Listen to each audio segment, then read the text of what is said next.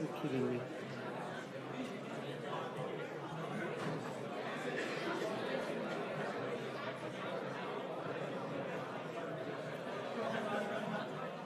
Oh, filters as well. Might be the right thing. Okay, hold on.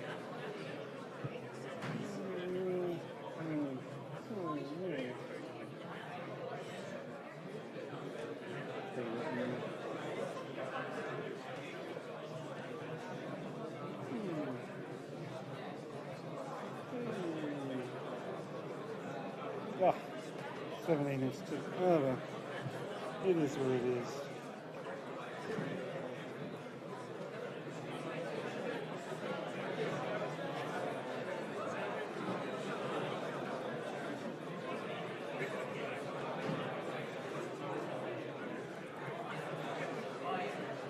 So now.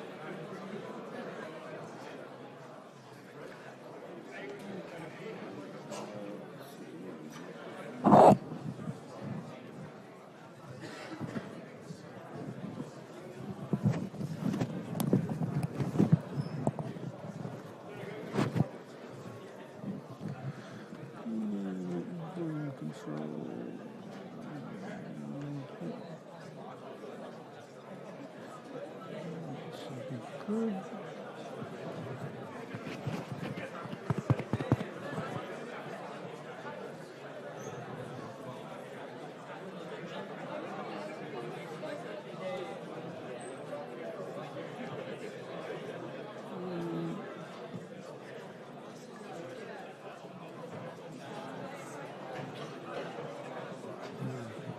I don't know.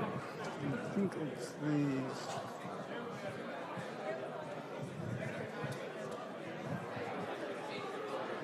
Yeah, that's pretty good. All right.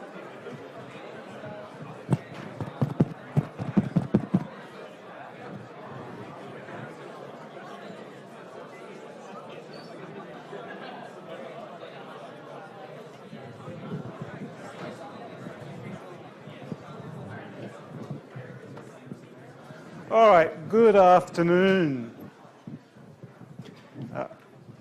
Welcome, hopefully, to are we all here for Comp 2041 or Comp 9041?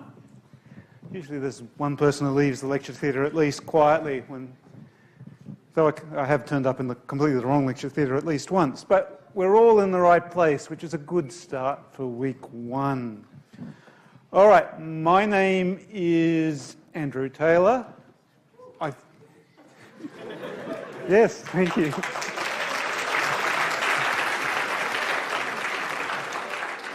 All right, I'll be pretty much your only lecturer for this course. It's possible I'll need to go away for a week, in which case you'll have a guest lecturer, but otherwise, for better or worse, it's just you and me.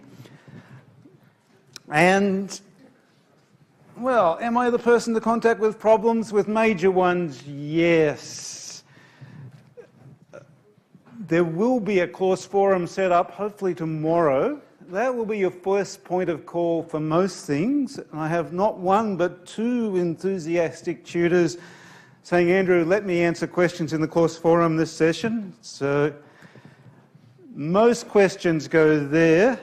If it's super private, super urgent, you can try and talk to me. You may have discovered already in your time at university, email to lecturers isn't actually often answered quickly and promptly. Lecturers are incredibly busy and often have a pile of ignored email from people more important than you, sadly. So the best time to grab me is after please don't actually grab me. The best time to see me is after a lecture. After every lecture, I'll hang around and chat about any problems you've got. If it's something private, we can even walk back to my office and discuss it away from other students. So that's the best time to deal with issues. You can make an appointment for something, if things are important or urgent. Most stuff goes through the course forum.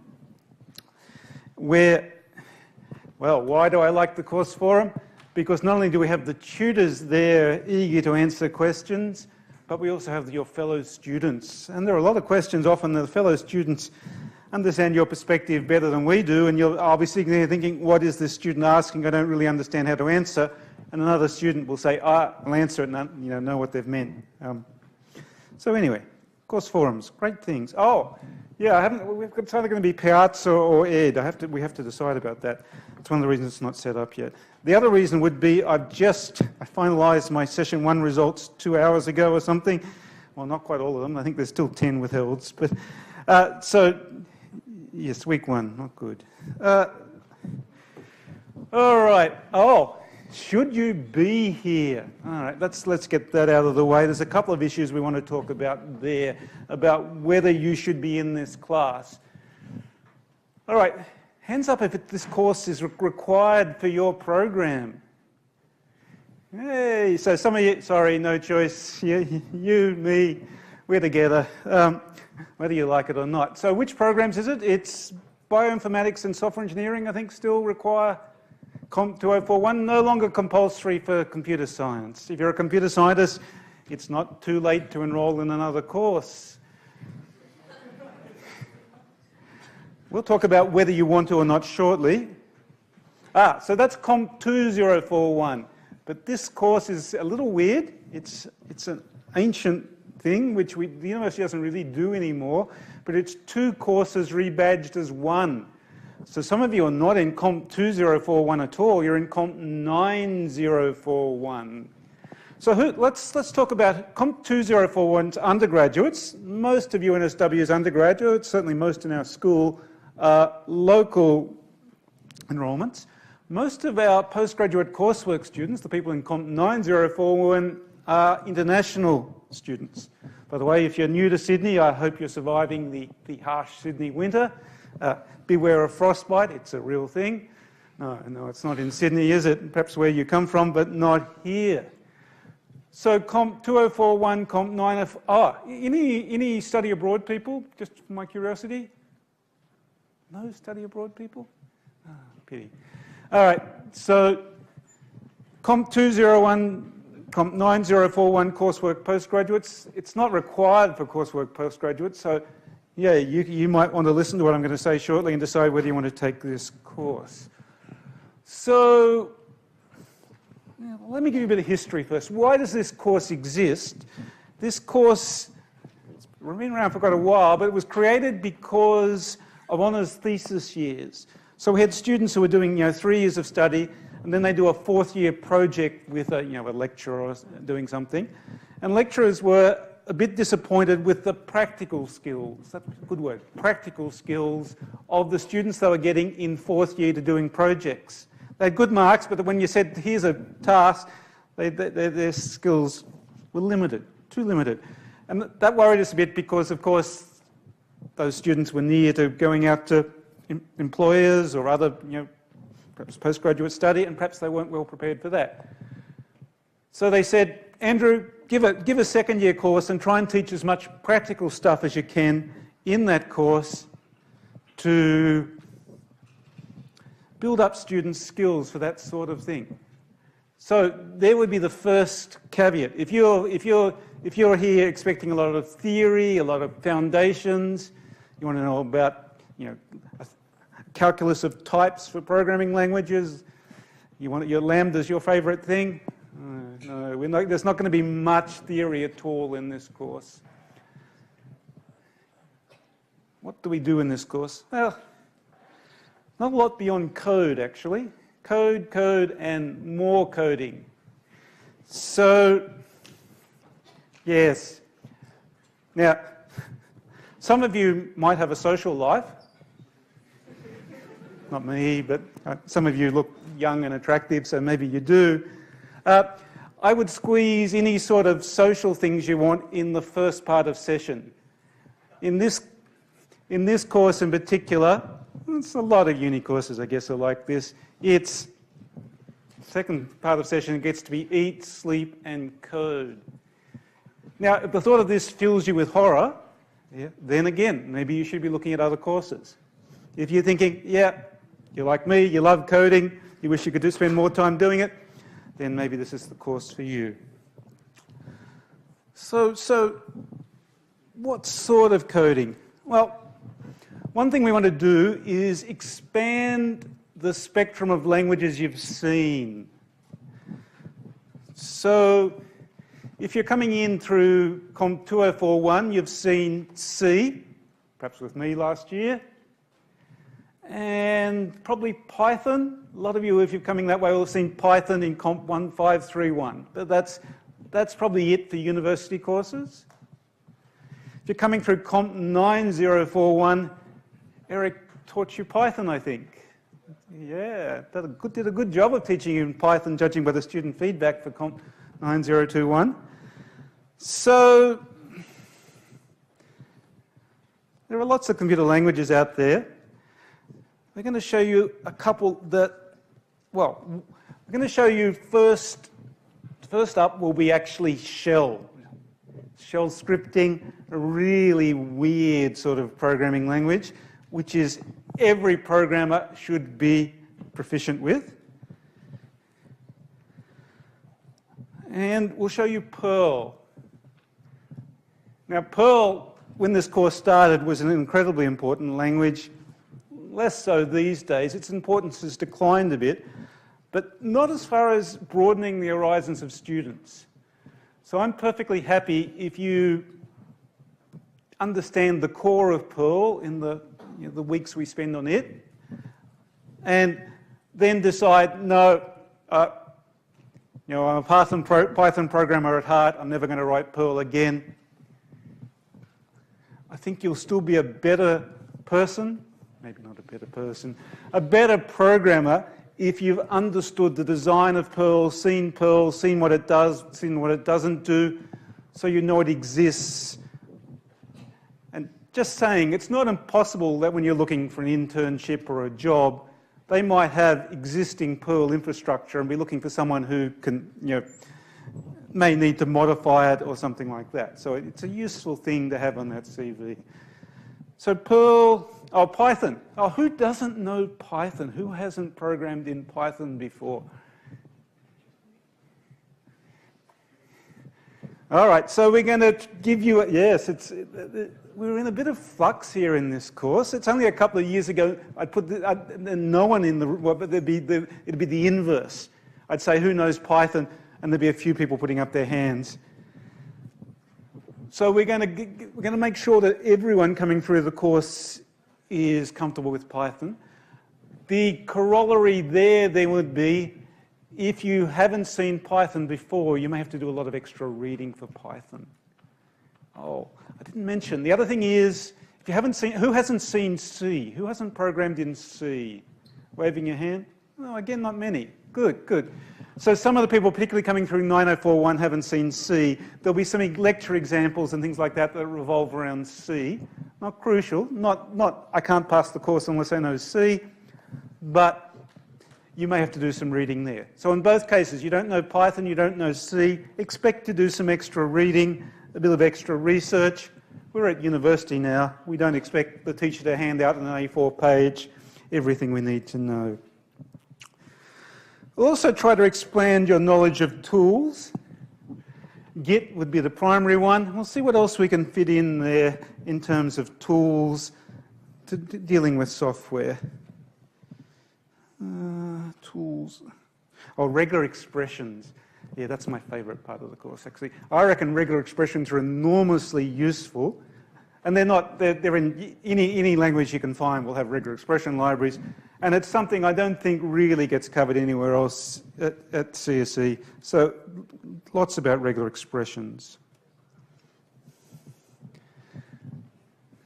Yeah, I'm not sure we've done a great job of this in recent years, and we've taught a lot of stuff, but one of our goals here is that you could put together a piece of software and pop it up onto GitHub and have people download it. I wonder if we can fit in a bit of packaging. We might try and fit in a bit of packaging. All right, so you might be getting the feeling that I'm not entirely sure what everything is going to be in that course. Yes, the course outline mentions this. Because we've had structural changes at CSE, Comp 1531 in the undergraduate program, and Eric switching Comp 9021 to Python in the postgraduate program, both good things. This has sort of a knock-on effect for this course. And unfortunately, people don't go through uni in lockstep, so we have people who took Comp, who started in first year 3 years ago, 4 years ago, 2 years ago, even this year, and similarly with the postgrad students. So this course is moving content, so it doesn't overlap in these courses. Now, what I am planning to do, a couple of the tutors have said to me, Andrew, JavaScript. Nothing at CSE really gives students a good understanding of JavaScript. Who is a expert? No, I won't say expert. Who is a decent JavaScript programmer already? We're actually going to run a survey so I can get a more quantitative view of this. So the tutors are saying, Andrew, can't we do a couple of weeks of JavaScript? And I think, yes, I think we can.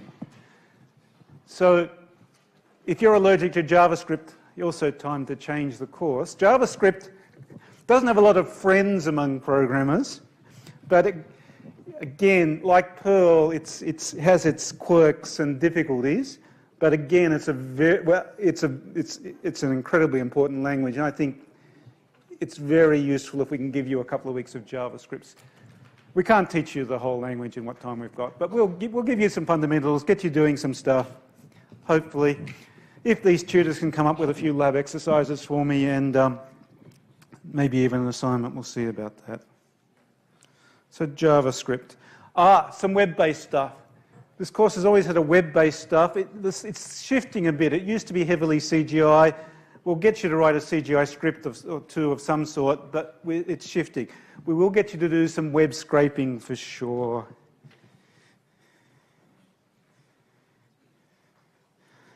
All right, so I've talked about what oh, no, I updated this slide. Anyway, it's week one's not good. So there's some C-specific things there we don't expect, but we expect you already know how to program, basically, in this course. And I'm assuming C or Python. Yeah, we've talked about this sort of stuff. We'll try and give you a bit more practice in testing, debugging, and that sort of thing.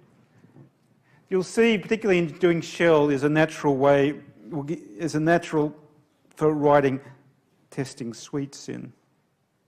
I should clean up that slide. It used to be students used to talk a lot in lectures. These days, students seem to have got better. All right, so lectures will be largely practical. Sorry. You'll get to see me looking at particular problems, mainly particular features. I'm not going to be stepping through, this is this part of Perl, this is that part, working through a sequence of slides which go with accompanying textbook, sorry. It'll be practical demonstrations of tools. There will be lecture slides and notes available on the web before each lecture. You can ask questions, you can interact. Yes, if you're chatting, I've noticed students are mainly chatting about the subject matter. If you're chatting, try not to be too loud. Tutorials next week. We have a wonderful set of tutors. Mi Ching actually sorted them out, but I'm sure they're wonderful. They looked wonderful. Actually, I had a quick scan through them.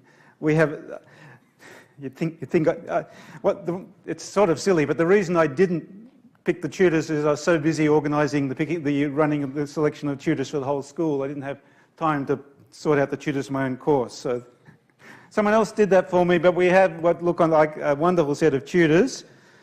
So you get an hour with them where you'll work through exercises. These will lead into lab exercises. So each week there's a set of lab exercises for you to complete.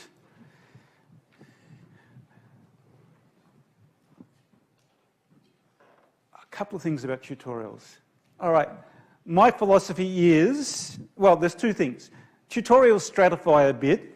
That means you might get one tutorial which is filled with people who are mainly going to get pass credit, and you might get another tutorial that's full of people who are going to get distinction HD, just because of their other course options and things like this.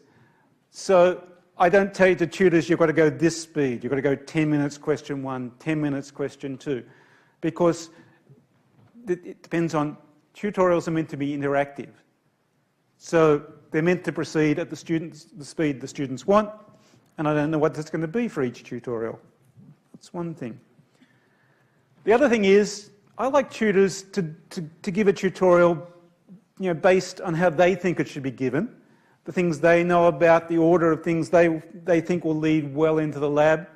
I've got a lot of faith in tutors. So I say to your tutors, look, here's a pile of questions. I think questions 1 to 5 will probably get you set up for the lab, but you go through them how you think will work best, what best makes sense. And often tutors will skip questions or do extra questions. So please don't come to me and say, Fred, my tutor, he didn't do question 7. He skipped question 7. Can you sack him, please? No. Even worse, don't come to me and say there were 20 tutorial questions. We only got up to question 6. They're deliberately too many questions. I like there to be far too many questions. Some weeks we can only manage just too many questions, so that A, the tutor doesn't have to worry about running out, but B, there are extra questions. He's saying, you mean Friday night I can sit at home doing extra tutorial questions? Yes, you can. And if you've got any problems, you can just post on the course forum. I'll be there on Friday night as well, and I can answer your questions about Perl, Shell, and that sort of thing. So there are extra questions for weekly revision. Is there any other time students revise? Just before the exam. So for the 24 hours before the exam, when you start to panic, there are extra questions there as well. Solutions go up. They should go up Friday night. Yes. So if it's 7 o'clock on Friday and you're thinking, what am I going to do with myself? Andrew hasn't got released the solutions. Email me. It should happen automatically, but sometimes it doesn't. No, actually, don't email me. No, don't email me. Course forum. Post on the course forum saying I desperately need the solutions. Please try to control. I've told the tutors to be nice to you, but please try to interact with them. Talk to them. All right. By the way, you might not have heard my 10 to 1 theory. My theory is for every 10 students that have a question, 1 is brave enough to ask it. So you'll discover in tutorials, the tutor will be rattling on. Yes, we've hired tutors who are, on the whole, pretty smart. We like HDs. And so they'll think, oh, this is easy. They'll be talking, scribbling. And you're thinking, I don't understand that. You put up your hand and say, sorry, you lost me. And 10 other people will say, oh, thank God someone asked. Now, if 10 other people say, oh, we understood it, yeah, sorry, the tutor's got to go at the sort of average pace. But trust me, normally it's the other way around. Tutors they're smart, they go too fast, it's natural. Lab classes. Oh, yeah. All right, I don't want you to panic. Please don't panic. Lab classes will be auto-marked. All right. Why would I do that? Why would I get your tutor to mark the lab exercises? Because in past years when we've done this, up until last year, we changed last year, the tutors, we had the post-mortem and the tutors, Andrew, they'd say, Andrew, I spent all my time assessing. I want to help students. I want to help them learn. I don't want to spend my time, checking whether their program works. So last year we changed to just auto-marking. Yes, I know auto-marking's not perfect, but so that's the downside. Auto-marking is a bit ugly. Sometimes it'll say you get 0 when when your thing's almost working, your program's almost working. But the plus side is your tutor suddenly has loads of time to help you. Now there are a couple of parts to this to help you out with the auto marking. One is there's auto tests for everything, so that sort of cleans out the silly mistakes hopefully. And if something really huge goes wrong, you think you're really, the auto marking's really done you out a lot of marks, you can also ask your tutor to manually override it. But we don't want to be doing that for every student every week, otherwise we're just back where we started. So auto marking, the labs, I think the deadline will be Sunday midnight. And I'm going to send you a reminder email if you haven't submitted them by, say, Saturday, maybe not midnight, maybe it'll be Saturday noon or something. So be prepared to get reminder emails. I do reminder texts or reminder Facebook messages, but I don't know how to do that. So we'll stick to reminder your UNSW email address. All right, one thing that makes me sad every session is the bounce back. When I send out mail to the class and I get the bounce back saying, hotchick27@hotmail.com does not exist. So when you forward your email to hotchick27@hotmail.com, please make sure you've got it right. You've got the, yes, please. It's just sad to think somewhere out there there's someone not getting my email.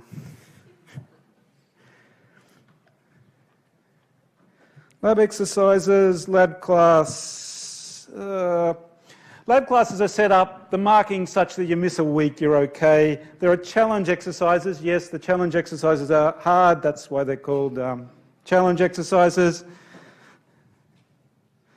Please do the lab exercises yourself. Please. All right, so it's 9% of the course for the lab exercises.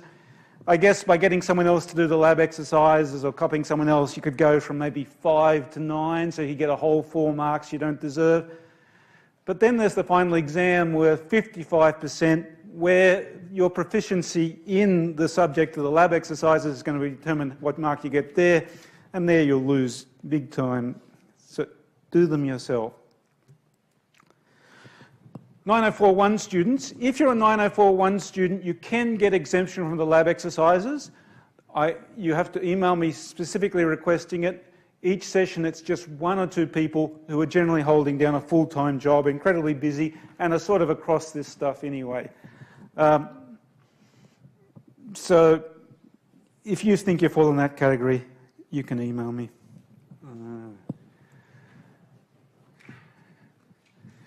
All right.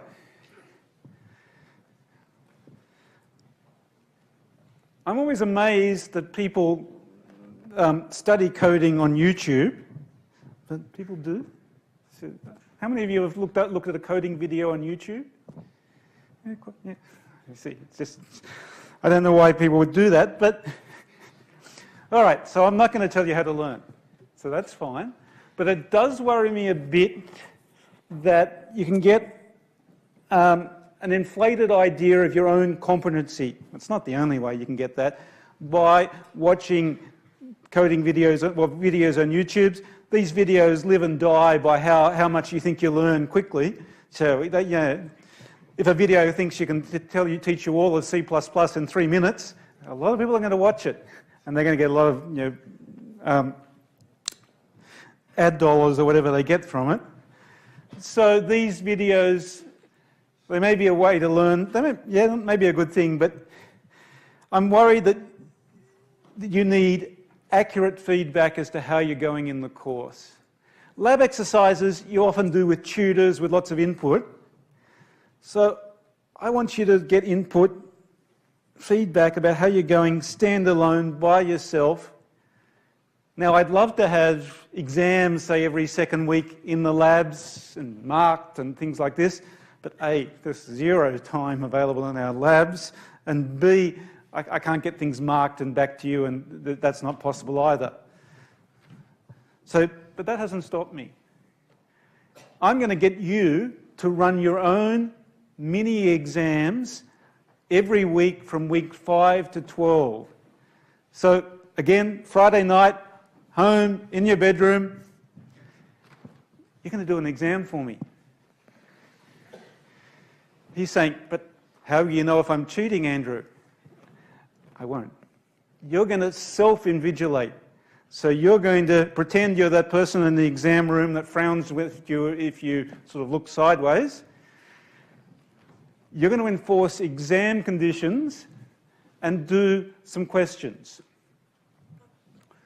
Again, auto mark. Sorry, I can't get the tutor time. In any case, the other thing is I can get the auto marking done in 10 minutes if I farm it across 300 lab machines. Getting things out to tutors and hand marking, that would take a week or two probably. So we've got 8 of these mini 1-hour exams, which we'll call weekly test. Auto mark. The auto mark will be generous so that, you know, if you attempt it, you should get marks, some marks. And I know that I have to attach some assessment to it. So it's 6% of your final mark, and I'll use the best 6 of the 8 tests. Please, please, please take it seriously.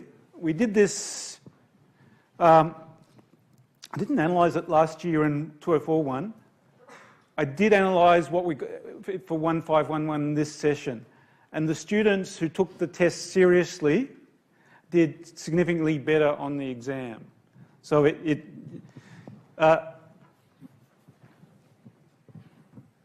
is a way to improve your mark. Get feedback about how you're going. Understand what's happening. You're thinking it's another thing, but it's actually not that much time out of your week as things go. It's 1 hour. So trust me, you'll have plenty more things to do that'll take up a lot more time. Assignments. Assignment 1's going to be Perl. You're not going to get it until week 5 at least, because you haven't done Perl until then. It'll be due about week 9. And I think we'll have a second assignment due in the weeks after that, and I'm still trying to work out what best to do with that one, sorry. All right. I'm going to say this a few times. I'm actually required to tell you this in this lecture, I think. All right, work.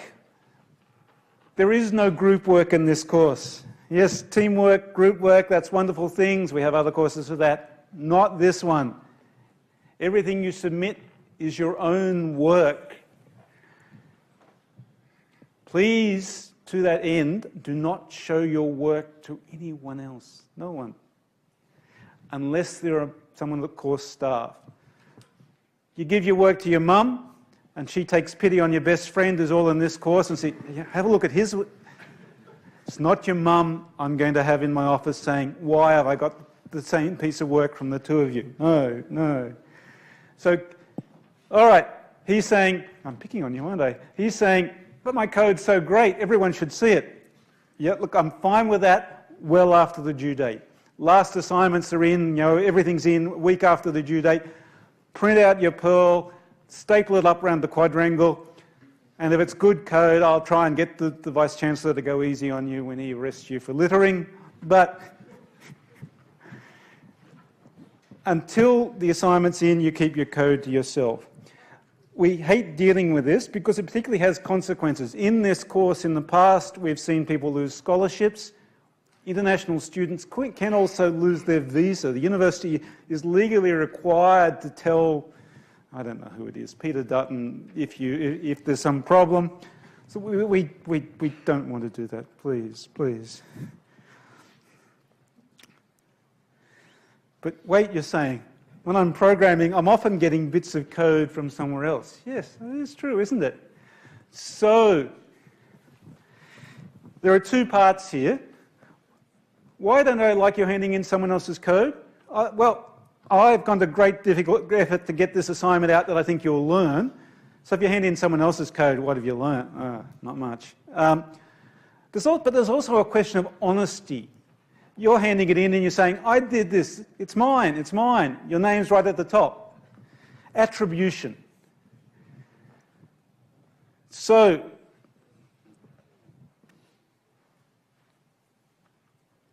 the assignments will have particular restrictions, but the general one's going to be, if there's general purpose code elsewhere that's useful to you, you can use it with attribution. So it should be clear it's not your work. You're not saying this is my work when it was found by Googling and spending 5 minutes reading Stack Overflow. You'll attribute it. And if it's Stack Overflow, how do we attribute it? And we just put a URL there probably, which is quite useful to the person reading your code because they can then go there and figure out what's happening. Attribution, a wonderful thing. And this is not just this course, it's not just this program, it's not just this university. It's a good thing everywhere. So where does all this finish up with? And sadly, it all finishes up, well, there are two things that come out of this course. One is something incredibly important and useful. It's what you learn out of this course. And I had students tell me, what they learned here got them through job interviews and things like this, and they're doing something that they really want overseas where they wanted to be, doing all sorts of interesting things. That's fantastic. On the more mundane note, the university insists I hand in a number between 0 and 100 inclusive for you at the end of session. And they insist I do this on a fairly open and rational basis, so I'll do that. How? How and why? Well, why are you here at UNSW and here in computer science engineering? We've got a really good reputation, actually. I'd say we're the best computing school in Australia. Certainly a lot of employers come here looking for graduates. One of the reasons they do is that we don't graduate just anyone. We do what effectively, I guess, quality insurance. So we do insist before we pass you, you know certain things. So this course is all about coding. So I'm going to give you a paper exam and look at what you write in the paper. Sadly, there are universities, even in this fine city, that do that, but that's not a good idea, is it? So I'm going to give you a computer and some problems and say, write programs, and that's how I'm going to examine you. And there's going to be particular tasks, implementation tasks in a part of the exam. I'm going to insist as a minimum standard. Chemistry's got this great system now where they have a standard where you can meet it through various tasks through the session. You get to the end of the session, you're at 50% and pass before the exam, and then the exam goes 50 to 100. I don't really like that, but our system's a bit simpler. It's a bit harder to do that in this course. So we have what I'd say is a hurdle condition. You can't pass the course unless I see you program successfully under exam conditions, and I define that as doing 2 of these particular questions under exam conditions. If you've been working hard and you get close, I'll give you a second go in a sub. That's all in the course outline.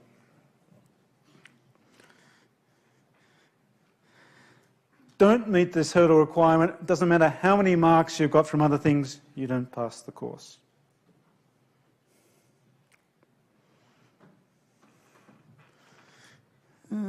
Final exam, you can read more about that. SUPs, you can read all about that. How do I pass this course? Coding, coding, more coding, and coding. So I could pick students who pass the course because they're coming up after me after lectures and they're bugging me. Andrew, I got the last question in the tutorial, we didn't do it in the tute, and I've coded it up and it doesn't work and I'm trying to understand why. That's the sort of student who will pass the course. Finding excuses to write programs. Books. No one looks at books anymore, do they? The Practice of Programming is a lovely book, which was the inspiration for this course long ago. I'd recommend reading it. I highly recommend reading it. Will it help you pass the course? No, it won't. But it's a great book. Same would apply to McConnell as well. There's a few books there. If you like books, you can look them up. If you find books that should be there and aren't, you can also tell me about them. I don't think we need to talk about that. Home computing, I'll get links onto the class web page. Yeah, we want you set up to run stuff at home, don't we? Unless you want to travel to our labs, day and night, we want you set up to do that. So that would be a priority for you in this first week or two of the course. All right, that's course overview complete. So what do we need to do? We need to go to our first tute next week. Not this week, next week. Find the course website, I guess. Not so much else yet. The course website's looking a bit impoverished. It will soon be more populated. Questions about the course overall? Yep. The course website, well, in theory it's up. Sorry? It's not on your thing? What thing? WebCMS? Sorry, I don't use WebCMS. No, say it's not true. I don't use Moodle either. There's not a lot of Moodle love in this school, I can tell you. I will send... I've been hopeless. I should have sent you a welcome email a couple of days ago. I'll send you a welcome email with a link to the course website tomorrow and a survey to do, because I want to find out what programming languages in particular everyone knows.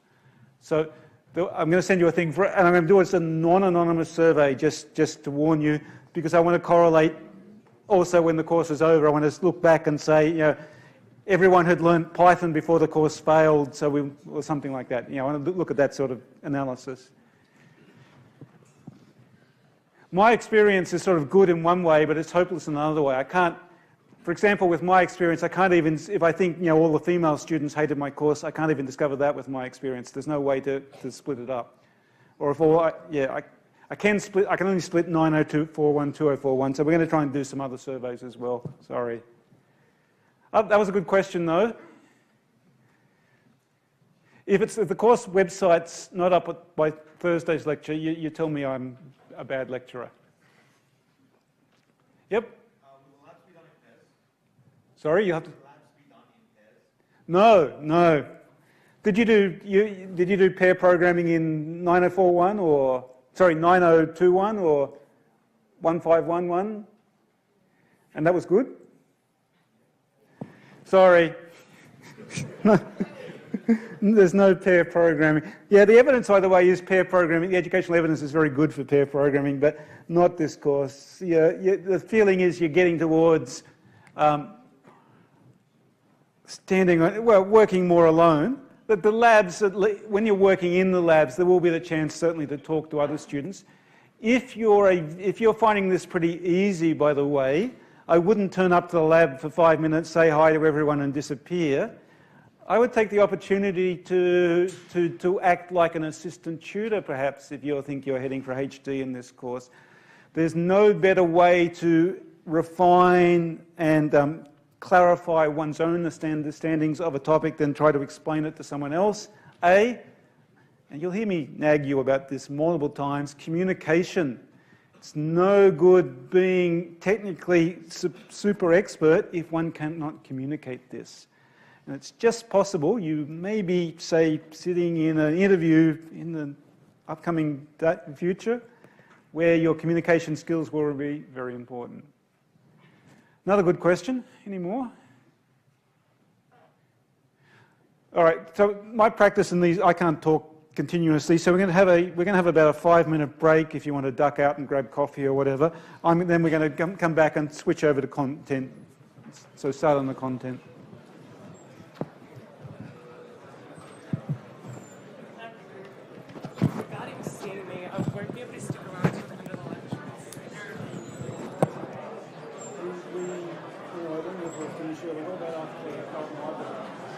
After the next lecture, Thursday,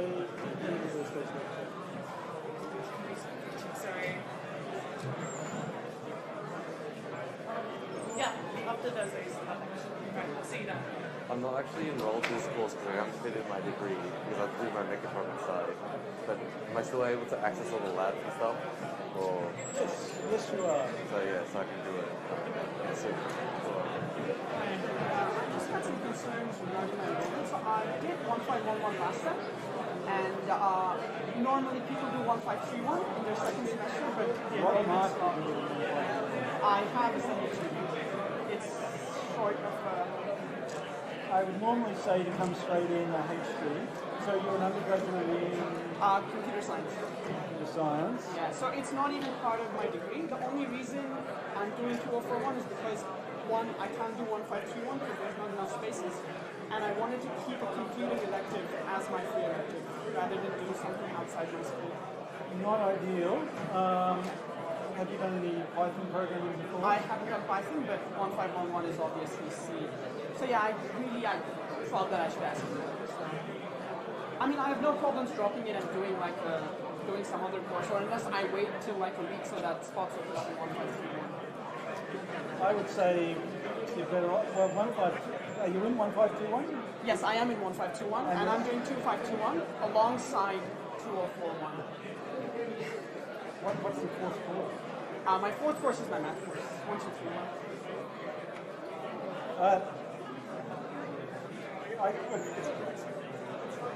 It's a balancing thing. It's going to be hard for you, but So you suggest that, I mean, just in your perspective on it, what would be the wise thing for me to do here? Also, given that you know my grade in 1511. yeah, and that's not really. It would probably be better if you could take an easier elective. If you're going to put an easier elective in the program than 2041. It seems like it's pretty course like. But it's a judgment call, and if you think you can do it. All right, I take your word for it. Thanks. I'm enrolled this course, but at this moment, I'm not enrolled in actual lecture. I'm enrolled like online lecture.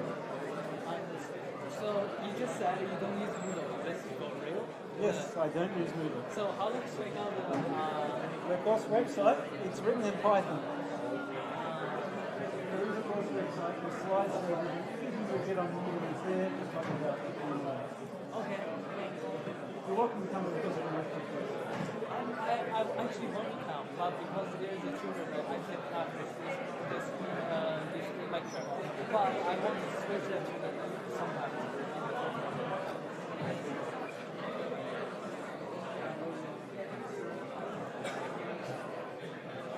This course is, I can understand it, full.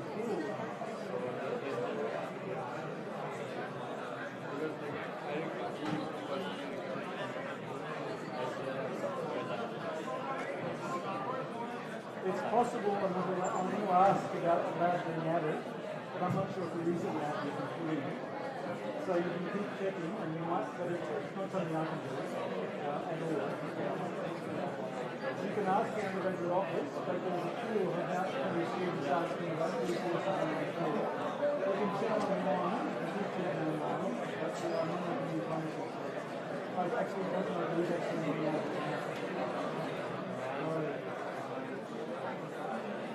Easy question first.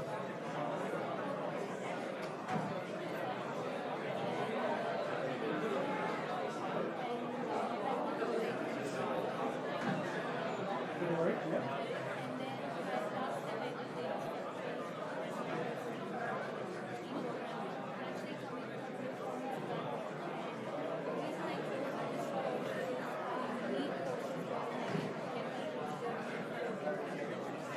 What's the problem with it? What amount of age is this? This way. And so the 9024.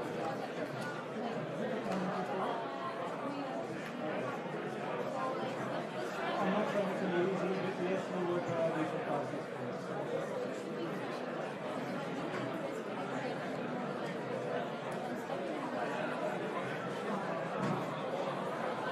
I'm not making any guarantees, but yes, I would recommend it.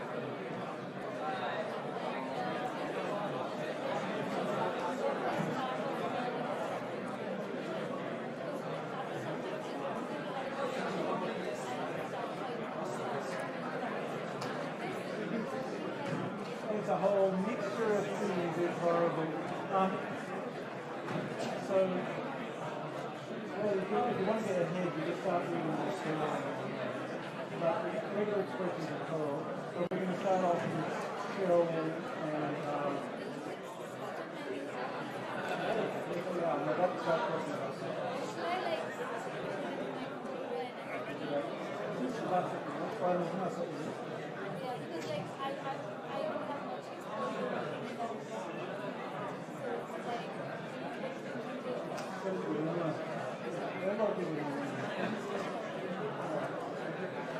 we're going to start again soon, so I should talk to these people.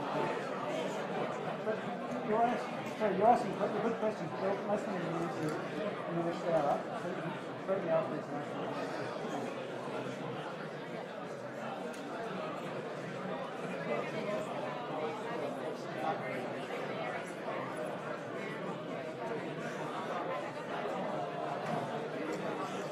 And you want lab extensions.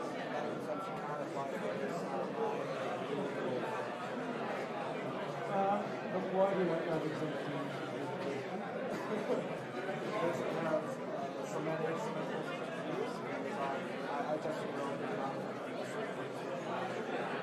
So there's a thing here.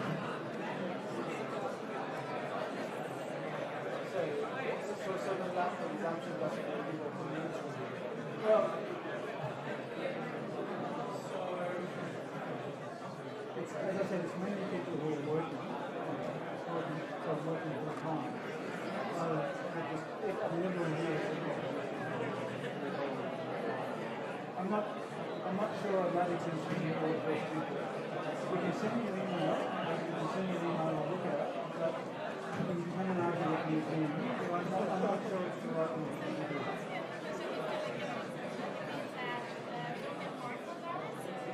You know, because the lab mark tends to be a bit higher and everything else, if people get lab exemptions, they check the things they do in the lab application. So I think someone with those other marks would have got. So it doesn't really matter. But anyway, you can send me an email, but I don't think it's the right thing to either of you.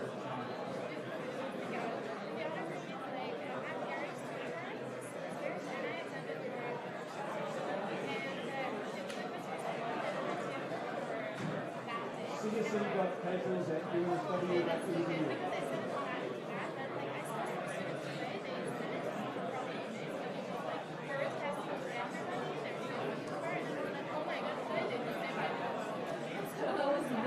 I didn't see that, but someone was telling me about that. It's actually not bad. But anyway.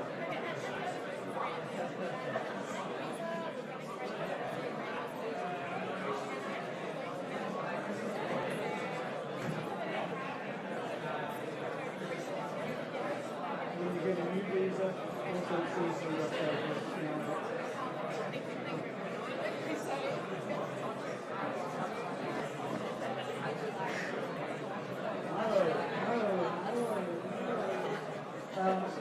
Nothing is possible. All right. So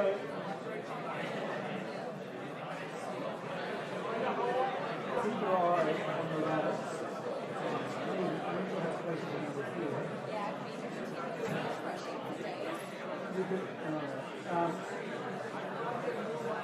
You can try going the other way. Is it an earlier one or a later one?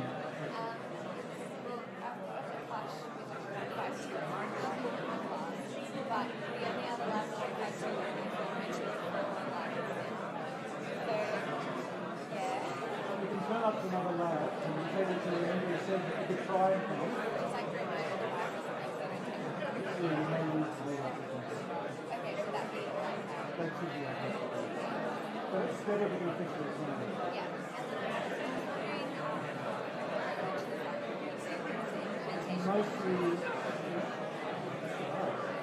Mostly image agnostic, but there will be particular questions that require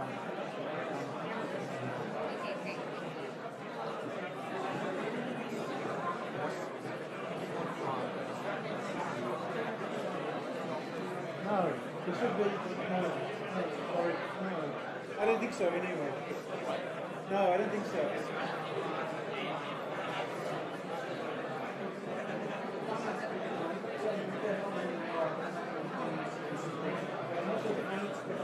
people do. Okay. Oh, actually, it's straight up. Let's go.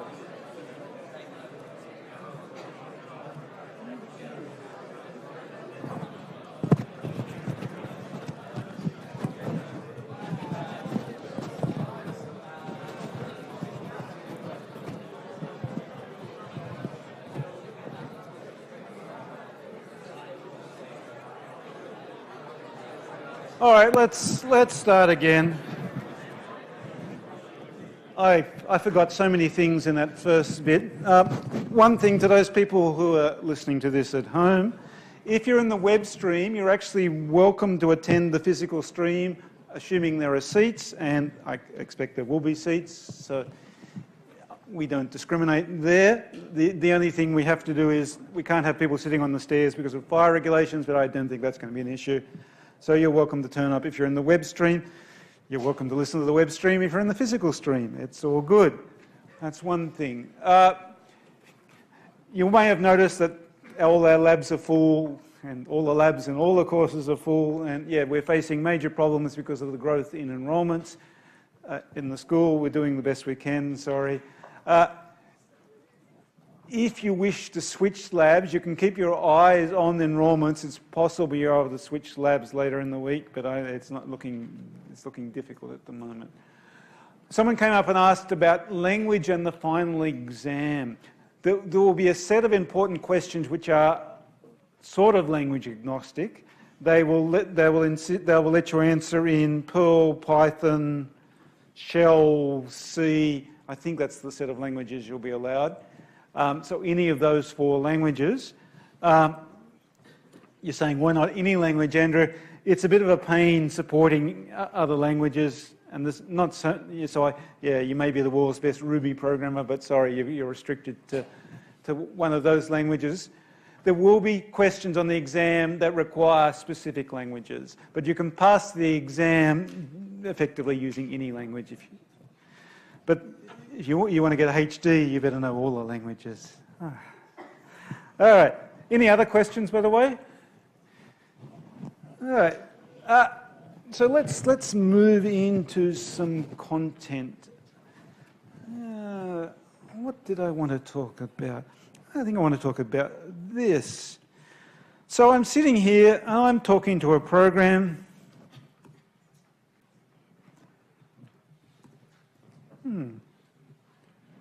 Oh, the program's called Bash, apparently. All right. Bash is an example of a... Oh, that's not good. Sorry. You can't see the message. Sorry. Each lecture theatre at this university is slightly different in the monitors. Is that a bit better? That is better. That's almost there. One day this university will have good video projectors, good video recording. Maybe even an Ethernet connection for me. Wired connection. Who would have thought? Who would think? Let me not moan about this. So what does this program do? It lets me run other programs. And it's got a bit confused because I've said, hi, I'm Andrew, and it's taking the first word, it seems, there as the name of a program. And there's no program called hi. There is one on this system called date. That's more or less right.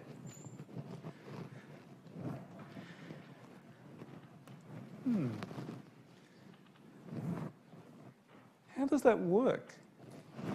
For those of you who have just done, say, Comp 1511, how does that work? How do you get a C program to run another program?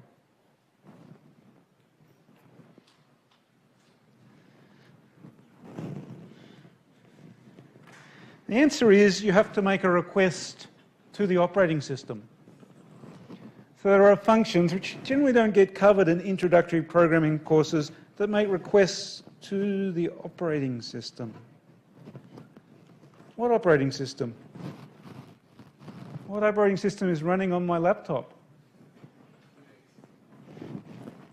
Can you tell from that? It's some Unix-like system, I guess. Well, can you tell that? Windows is getting very good at looking Unix-like these days, so maybe you can't tell. But we can discover. I don't actually know what kernel I'm running. Oh, there you go. Linux.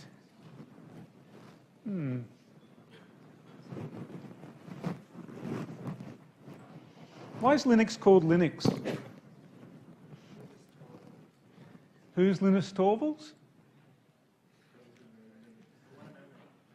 He's the author, really, the author, creator of Linux. Where did he create Linux? Anyone know? His mother's basement is the story I've heard.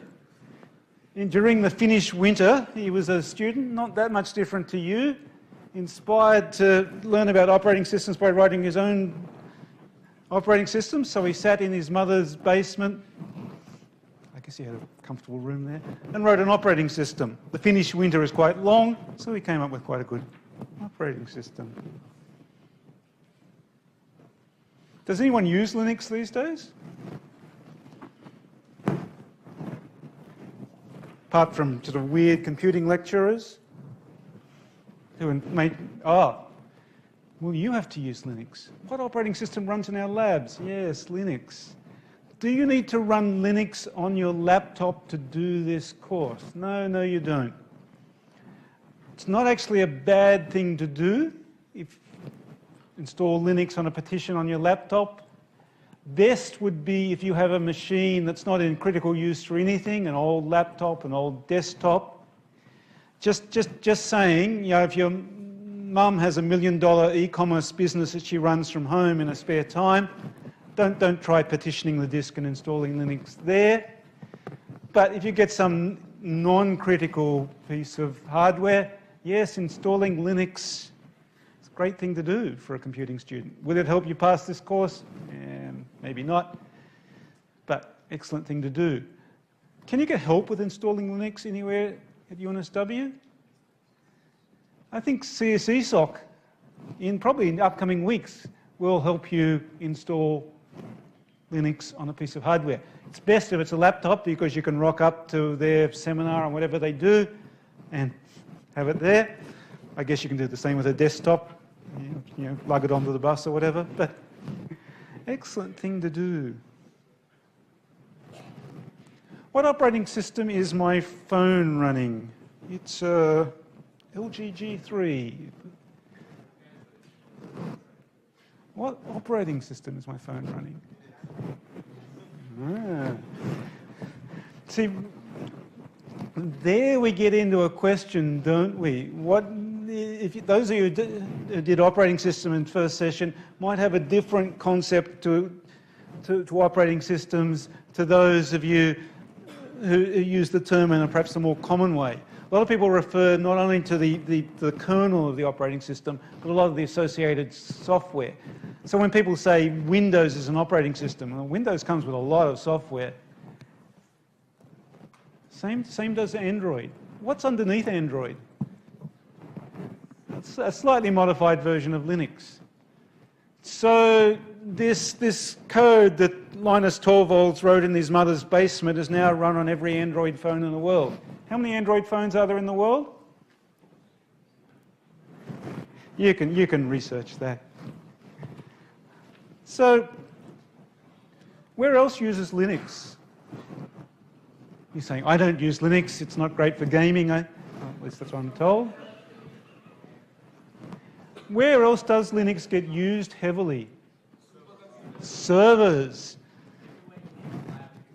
Yes. So if we're online shopping at Amazon or something, does Amazon run Linux underneath? I think they might. It's not the only thing certainly used on servers. A lot run FreeBSD and there are other things out there. But it's heavily used. So a lot of the infrastructure you're using out there when you're online is actually running Linux underneath.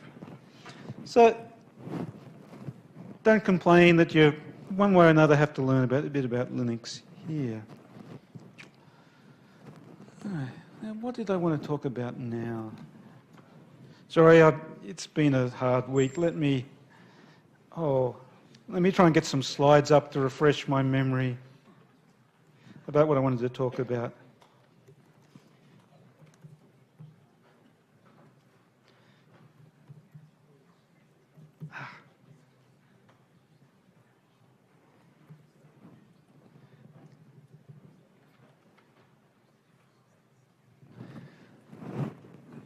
Oh, Unix. Ah. Wait a minute, what's Unix then? Unix is the inspiration for Linux. Essentially, Linus Torvalds copied the whole architecture, this whole existing operating system.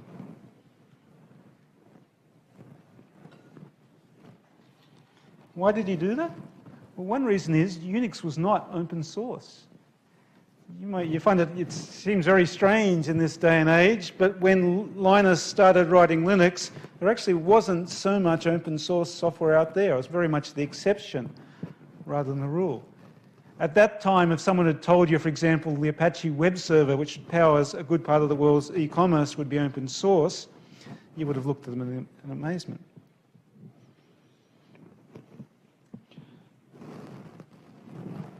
So Linux was written by Linus, Unix was written by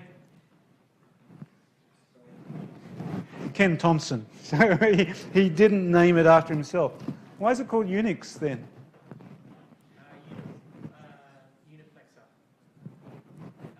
Good guess, but completely wrong. It's a play on words. There's an older operating system which had a million ways to do things in, called Multics.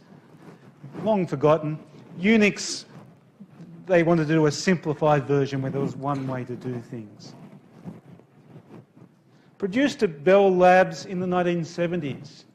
Up until the 1970s, the US had US, Canada, and I think Mexico had one telephone company. As you can imagine, if you control telephony for the entire North American continent, you have a lot of money. So their research arm, I think at that stage, had more Nobel laureates than anywhere else on the planet, and perhaps had more concentration of Nobel laureates we haven't seen since. Enormous amounts of money available for research and people to do things. And Ken Thompson, along with others at Murray Hill, developed Unix, which Linus cloned the structure of.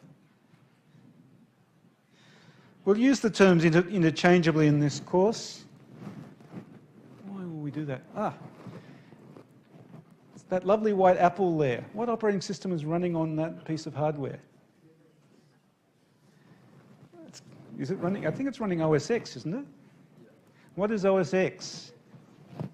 It's a Unix-like operating system. It's certainly not Linux, but it's Unix-like. So most of the things we're going to talk about would certainly carry over to your lovely Apple thing there. All right, I've waffled for enough. There's a running Unix program, a process, a running program. How can it communicate with the outside world? So there's how it starts out. 3 byte streams.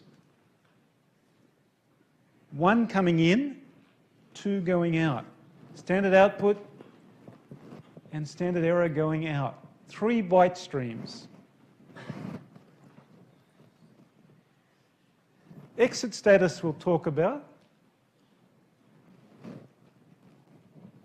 Environment variables we won't cover much. Command line we certainly will, and you will have seen that already, hopefully.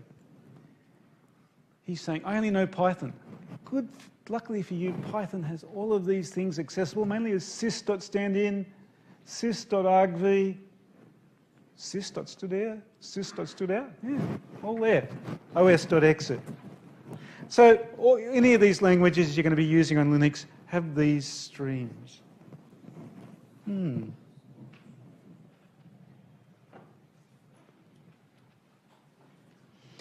That's the C programmer's view.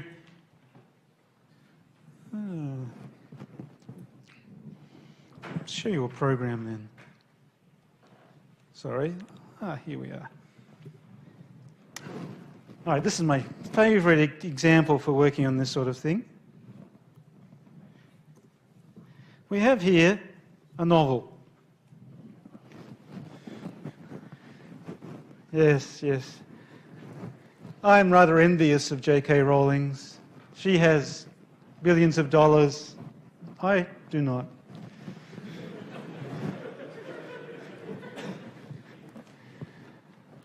So I'd like to know more about her novels in the hope that this information will let me write novels and get $1 billion. No more teaching Comp 2041. Right. One thing I'd like to know is how many words are in this novel. I guess I could sit there counting them, you know, Mr. One and Mrs. Dursley. No, that's pretty tedious. You're thinking, that's the task for a program. And we could write a program to do this.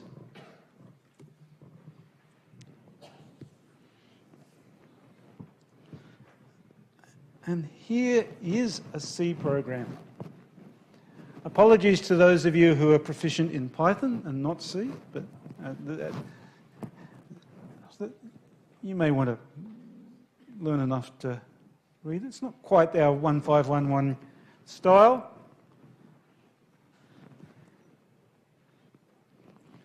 There's a function there that takes a stream and counts the words, lines, characters in it, and prints out a message. Lovely code, beautiful code. I like it.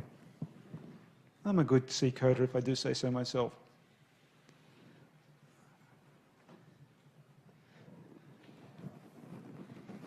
I've done something super clever here.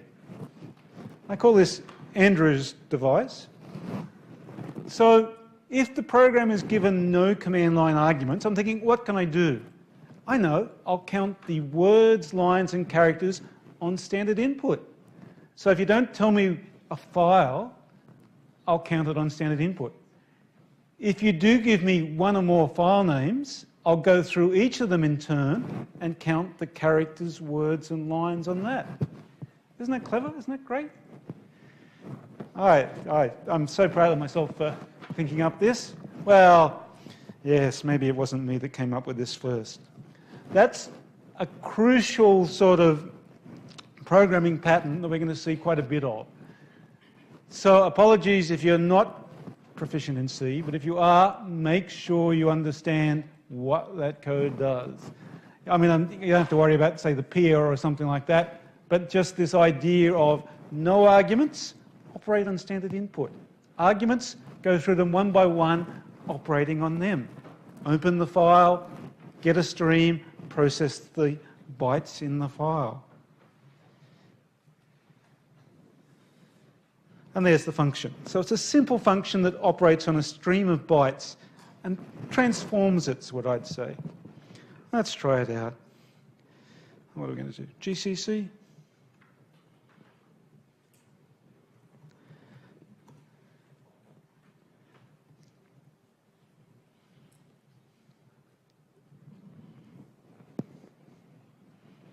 So,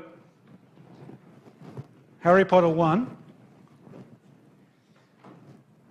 5,788 lines, doesn't mean much, 73,501 words, 415,588 characters.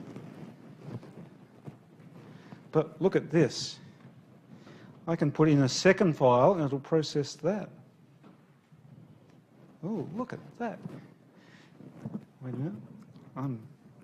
It's a bit tedious, but bear with me. There's no choice but to do this. There's just absolutely no alternative but to typing each of these names individually. None. Let me emphasize that.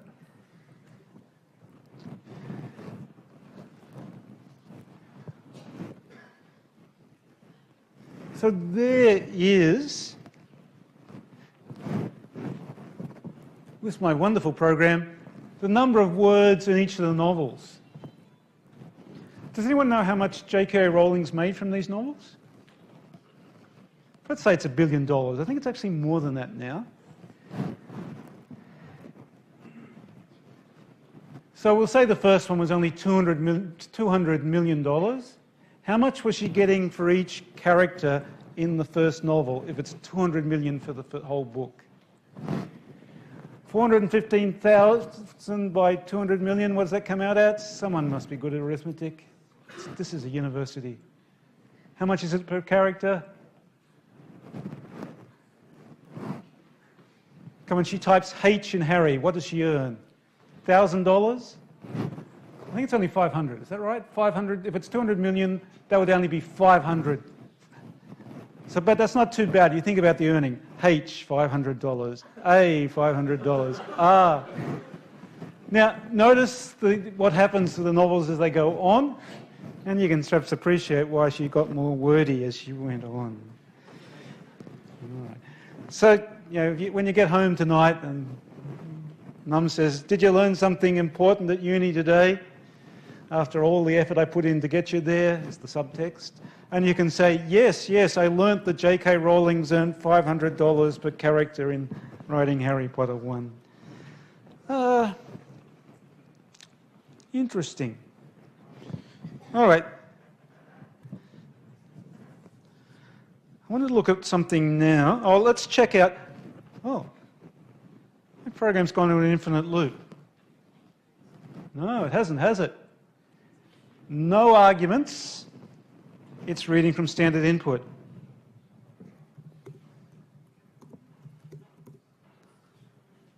Oh.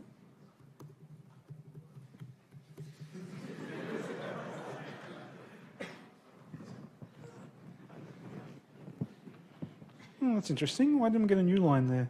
The program may not be perfect after all. Yeah. Let me try out a few things here.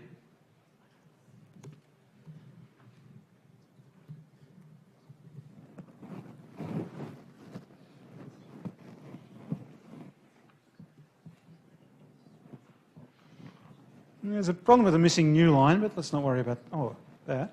But how the hell does that work? Wait a minute, let's look at my program again. Where does my program say if there's a less than read from standard input?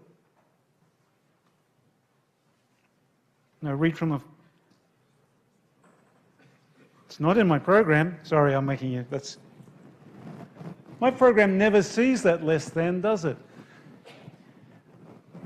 Who reads the less than and what do they do with it? Bash, the shell, sees that less than character and associates a special meaning with it. This is going to be an ongoing theme right through this course. Who's interpreting a character and how are they interpreting it? What if I don't want Bash to do that? There's a couple of ways to stop Bash placing a special interpretation on a character.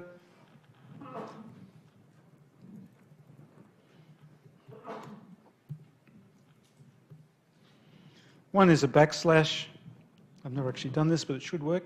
There we go. That caused the less than to be passed into the program as argument 1. But otherwise, if Bash sees a less than, it thinks, Andrew wants to set up the standard in stream for the program he is running coming from a file. Why?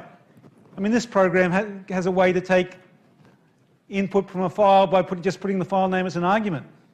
But not all programs do they? This lets you get the bytes from a file, go into any program.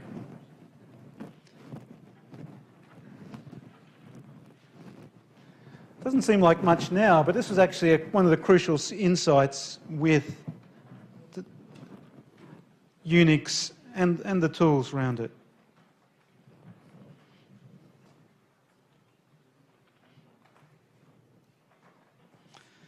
That's to make sure we know about the other ones. Greater than says send your output to a file. Oops.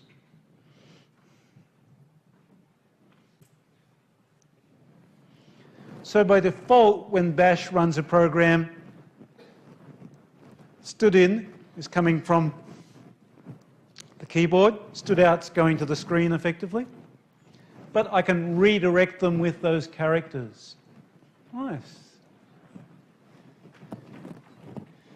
Oh, how do I find out what's in that file? Wait a minute, I know how to do it. I've got a program which prints the contents of a file. I'll compile that. And I'll run that to find out what we put in output. Ah, there we go. All right. How do I redirect standard error? I'll tell you what, I'll run this program saying open, this file does not exist. If I try sending that to output, that won't go.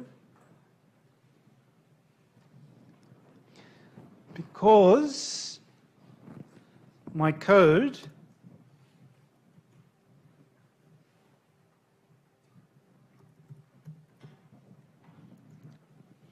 put the error message on standard error.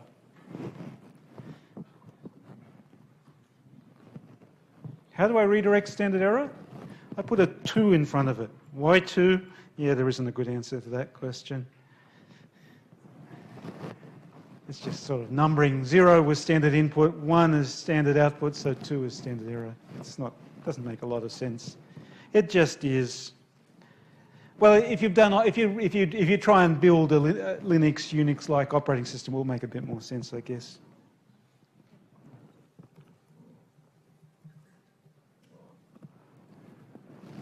Why? Why would I want to redirect? Well, why wouldn't I want errors to go to standard output? Yeah, so standard output may be going off into a file where it's all being accumulated, and it would be unfortunate if there was an error message there that I didn't see. So it gives me the possibility of sending normal output one place and errors another. And errors we might like to divert into some sort of logging software, or if a program's run and produced an error, we could mail people or things like this. It just gives us a simple differential handling of particular types of output.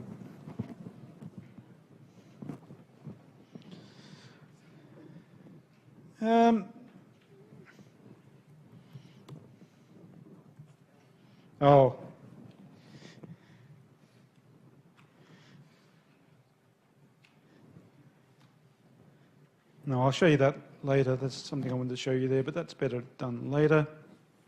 One I will show you now is append. Two arrows is append to a file. I guess we should demonstrate that. Seeing is believing.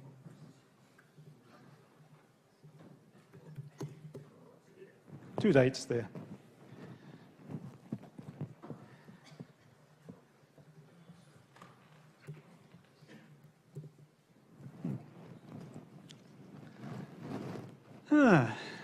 All right, let's move on to one of my favourite topics in this course, Hermione. Yes, she will be on the exam.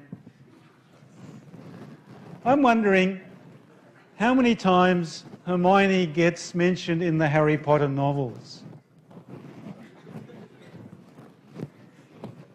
A lot, yes, you're saying a lot.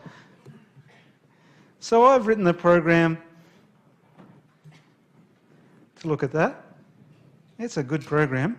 But wait, there's the main of my program, that it searches a file for a specific sequence of characters. You're saying, but that's just like your one for WC. Yes, yes it is. So this program also processes standard input if it's given no arguments. Otherwise, it opens the files and processes them one by one. And there's our processing of that. We just go through the file, and if we get a matching string, a line containing a pattern, it prints it out. So this program, I'll compile it, it should print out, if I can spell Hermione,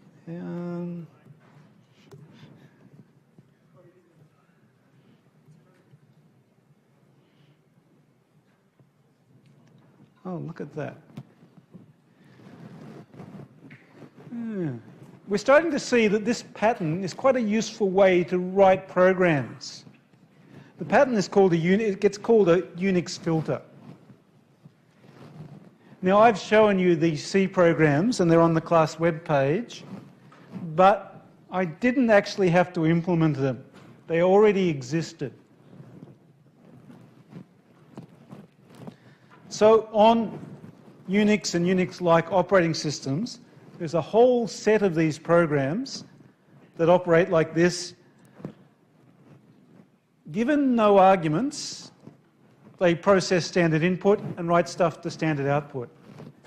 You can also chain them together, as we'll see shortly. All right, so this one has the weird name of egrep. And it's used to select lines in a stream.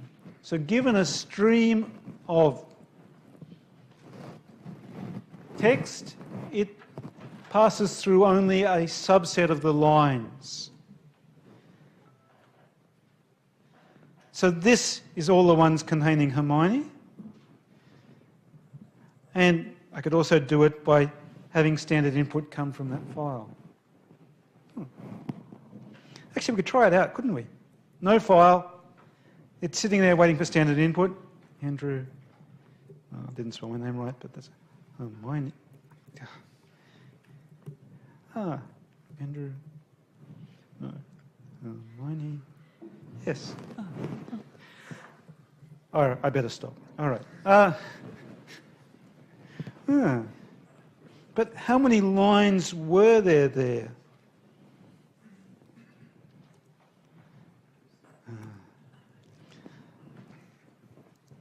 This innovation came from Multics, the predecessor to Unix, but Unix very much popularised it. And every operating system since that wanted anyone to use it has had an analogous feature. By the way, where was the first place in the Southern Hemisphere to run Unix? Here. This university was the second one outside the United States. We got the second copy of Unix sent out to a university outside the United States. First was the University of Toronto, second was the University of New South Wales. A lot of the stuff in, some of the sort of the multi-user stuff in Unix started out here. Unix had been used at Bell Labs for lots of scientists and people like that who you could trust. Suddenly here they had hundreds of students using it and had to add all these features to stop people filling disks and so on. So all the initial multi-user features in Unix came here. Other universities quickly started sort of collaborating on that, but long ago, a little bit of ancient history for you. The vertical bar, which I would call a pipe, it means run the program on the left and the program on the right and connect them together. Take the standard output of the program on the left and attach it to the standard input of the program on the right. So it says get the operating system to take every byte that comes out of this program and push it into that program. So doing like this, we can discover 232 lines. Hermione is mentioned on 232 lines. Interesting. All right. So who wins here? Ron or Hermione? I've got bad news for you, very bad news. Ron wins.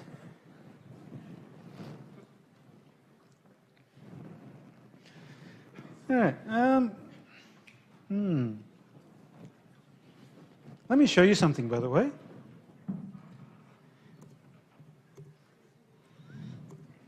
Cat is one of my favourite programs. It's the identity filter. It does nothing. So it passes standard input to standard output if it's got no arguments.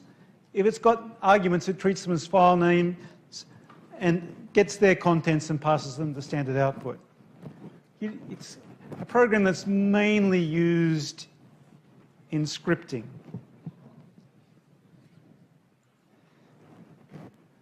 But there we can see why I'm calling it the identity filter. The bytes written by date on the cat's standard input, it passed to its standard output. But watch this. I can run another instance of cat. Oh, look at that. I ran 3 programs and the bytes shuffled down between them. You're saying you can't do better than that? Oh, I can. Maybe I shouldn't, but I can. So that's 8 instances of cat. Wait a minute. Let's have a few more. 16, 24, 32. So there's 32 programs running simultaneously. So date wrote a byte. It went into the first standard input of the first cat, then out. Then into the next one, and out. So the operating system is passing bytes to and from these programs. We've got 32 programs connected together. That's a little silly, of course, but there are useful things we can do here. So what other programs have we got that we might be able to fit together in this way? I'll show you a couple. Don't worry, you get to play with them in the labs and understand more about them. Sort. Sort places its lines in increasing order. Yeah, it's sort of an interesting one in one respect. Oh, we're not seeing any output. Why aren't we seeing any output? Well, that's the thing with sorting, isn't it? You can't really produce output incrementally when you're sorting. You've got to get all your input, then rearrange it into order and produce your output.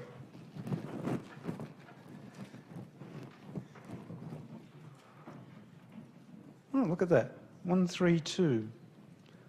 Wait a minute, shouldn't there be 1, 2, 3? Let me try another one.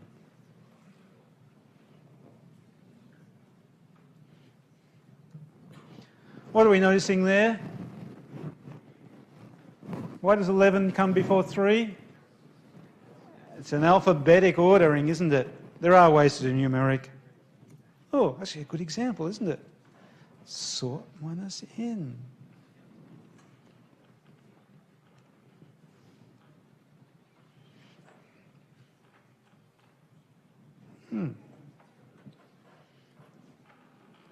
Now this worries me. See, sort is yet another one of these filter programs. So inside sort is Andrew's device. Let me show it to you again. Inside sort is something that says if I've got no arguments, process standard input. If I've got arguments, open them as files.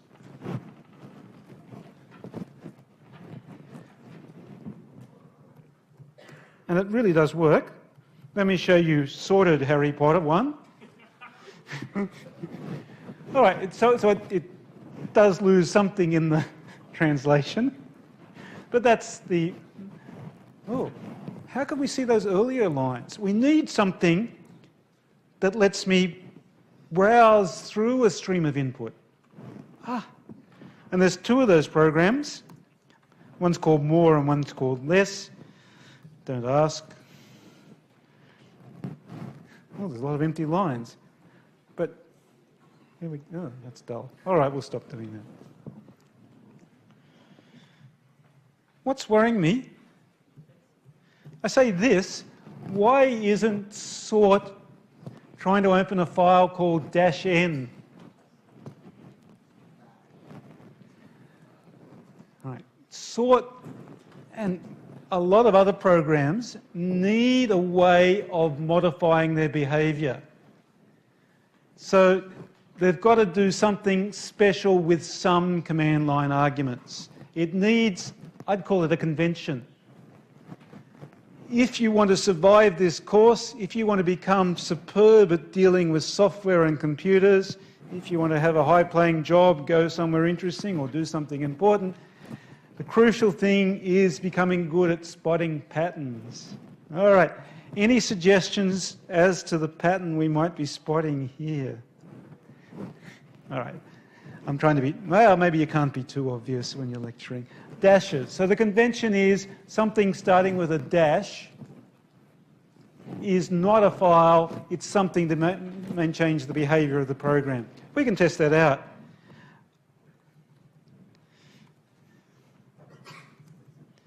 What happens if I say that? Oh, look at that. So it says, I don't know what you mean. What happens if the dash is in the middle? Oops. Yeah. So a leading dash is something special. If only there was some way to discover the information about this. There is. Right, manual entries. Yes, I know you can Google, yes. Sometimes a manual entry is more useful. Often the top of the Google search will be the manual entry anyway on some website. Sort, this describes all the ways of modifying the behavior of sort. Apologies for those who are already on top of this, but notice this. Most options have a short and a long form. Why? Why? Yeah. One thing is, if you're trying to, this is a summer internship and you're trying to impress your boss writing super maintainable, super obvious code, both good things, you might use the long option. If you've got to do something in 30 seconds on the command line, you might go with the short option. So that's one reason it's useful to have both ways of saying ignore leading blanks. You will notice this is a good choice. This is a particularly readable manual entry. Manual entries tend to be good to remind people of things they used to know and figured out in the past. They, in the whole, are not good tutorials. So once you sort of know how sort works, yeah, sure, the manual entry may help you. It's not necessarily the best place to learn. Fortunately, we have Comp 2041 labs for that purpose. All right.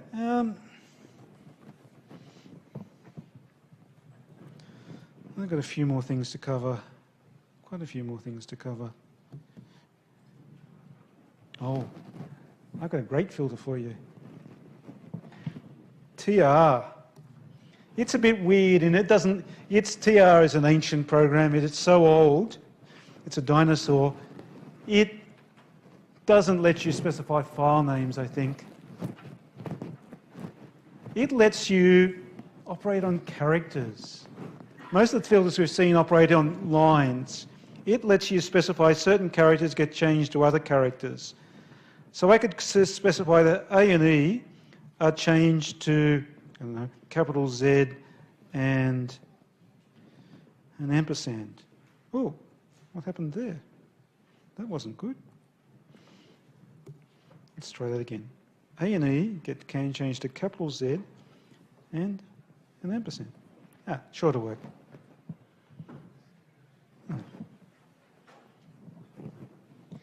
Help me out here. What happened? 1+ stopped. Now, we're not intimidated, are we? We got through that first contact in our first programming courses and know that weird error messages are not going to scare us. So even if we don't know what that means, it means we're not going to worry. So half the lecture theatre at least will know what it means. The rest of you should be guessing though. Ampersand has a special meaning to the shell. So you should be guessing ampersand. It's sort of an unusual character. It's got a special meaning to the shell. So we'll first test that by doing this.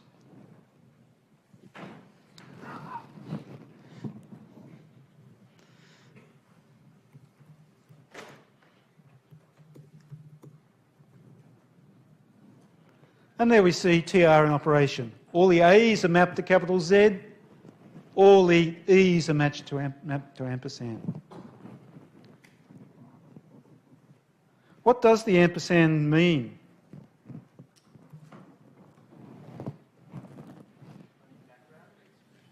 So it means run the program asynchronously. Don't wait for it to finish before returning to me and asking me to run other programs. How do you Google character like ampersand? You can't. Sorry?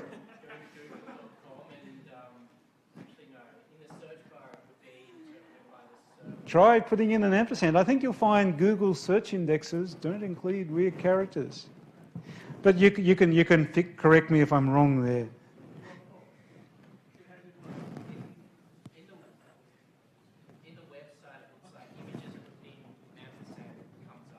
Oh, really? Ah. I don't think the search indexes can work on it, though. Anyway, you can... All right, so let's... Our time together is running out. TR lets me specify as ranges. So I can say, and this is the single most popular use of TR if you want to do things quickly on the command line, is map case. In this case, I've said map uppercase to lowercase. Let me show you how useful this is. So I want to send a piece of email.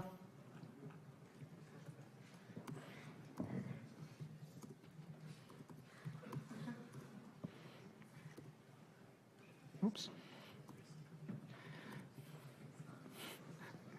All right, so that's not really getting my point across, but watch once it's been through TR. See there, yeah. You send an email like that, that's sure to have an impact on the person. They're going to realise how lucky it was they dumped you, but... All right, TR being used to convert case. Yeah. All right.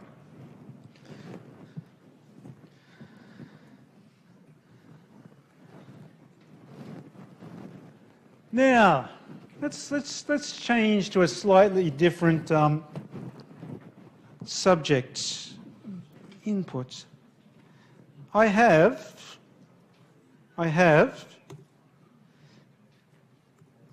all the course codes at UNSW. Oh, there's some ones you didn't know existed.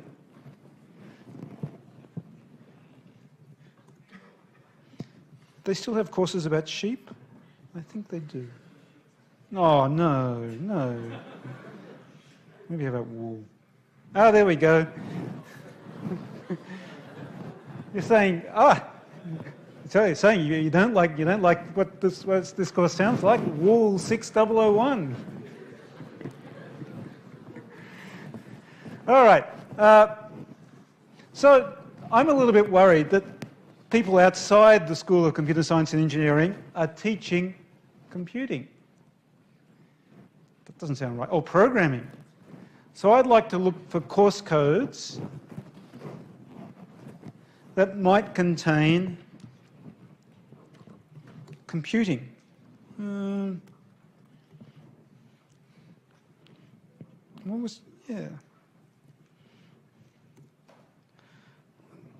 Let's see what that does.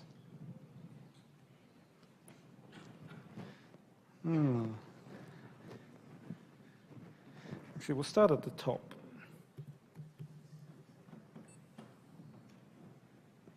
Oh, I don't know what some of these are. All right.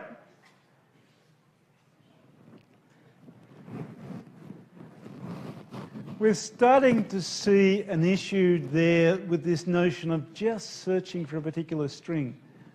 I can't go up to the business school and tell them to stop teaching comparative tax systems. It's really nothing to do with computing, so I've got to refine my search string. Maybe that.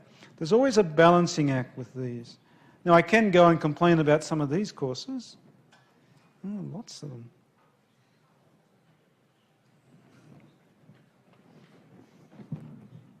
How many of them are there? 304. Oh, but that includes all the computing courses that we teach. So I don't want to include Comp 9517. How do I do that? How do I work out how many computing courses are taught by other schools?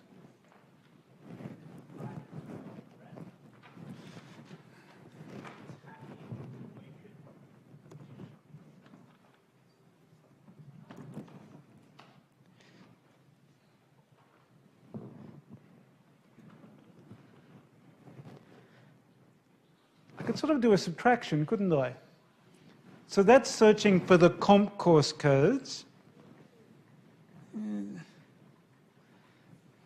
But I'm getting issues here, aren't I?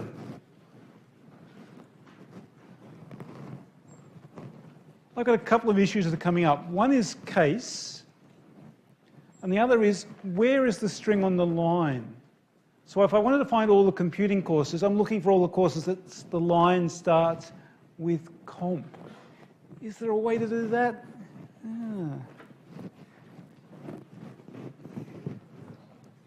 Yes, there is. We're going to see a few of them. I'm going to put quotes around it just because I'm worried. I'm going to put single quotes around it because I'm worried about that up hat character. We're going to see in the next lecture a little language for specifying sets of strings. When I say little language, it's actually part of the fundamental underpinnings of computation, but don't worry, we won't actually teach you any theory about it, unfortunately.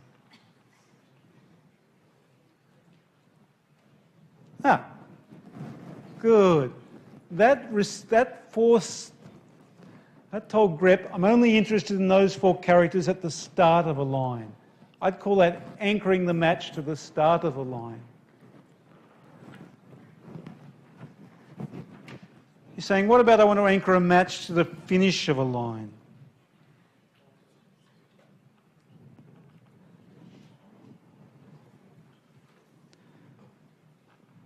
Dollar is the other end. And grep should only tell me about, well, it's a lot of them.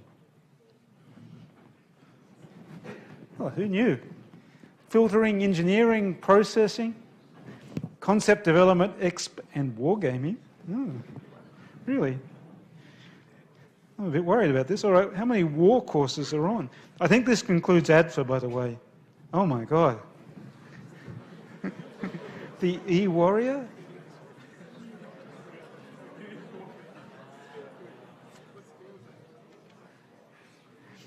Why are you studying this course when there are all these options out there?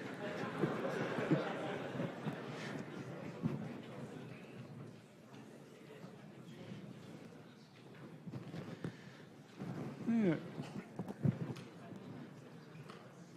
Let me see if we got... Yeah, oh no, we've got 30 seconds.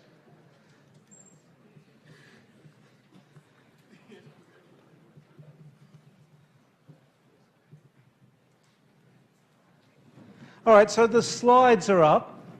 Before we have Thursday's lecture, the only thing I'm asking you to do this week is look at the slides on regular expressions, and we'll go through regular expressions in Thursday's lecture and more about filters.